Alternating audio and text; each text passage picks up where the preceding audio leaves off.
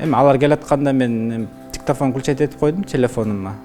Алар келгенден кийин жанына басып бардым. Учураштым мен алар менен. Жумушта кичине конфликт болуп кетишкен начальник менен. Мен ошон үчүн эле начальникке болушуп койдум. А так мен эч кандай булар менен урушкан да эмесмин десем, азыр сени сотко алып барабыз, сот чечет дейт. Макул алып баргыла, бирок силер алып баргандан мурун мен бир ооз чалып алайын дедим. Десем чалдыртпай койду мени. Анан ошол жерден келип туруп эле мени челеске урду. Анан мен ылдый эңкейдим.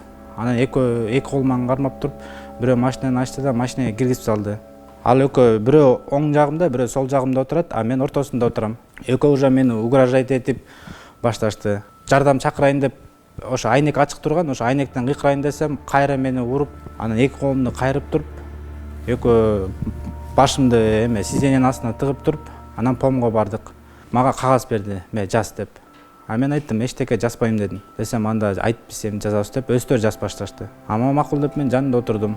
Биз жөн эле барганбыз, эчтеке жок, заявление жок да барганбыз. Нормально болсоң биз сени маяка чейин алып келбейт болчук деп, эми штрафты төлөйсүң деди. Анан кетип баратып, жолдон как раз буга справка алып албасак, может кийин бирдеме болуп кетсе дагы деп, справка алыш керек, Чуйская областной больница айда деп. Анан ошол жерде бир жаш бала бар экен.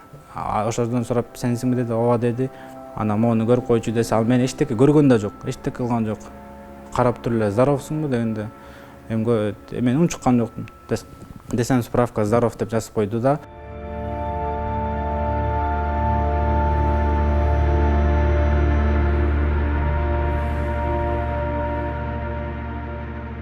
По заявлению Ниязалиева Замирбека было возбуждено уголовное дело по 4 статьям.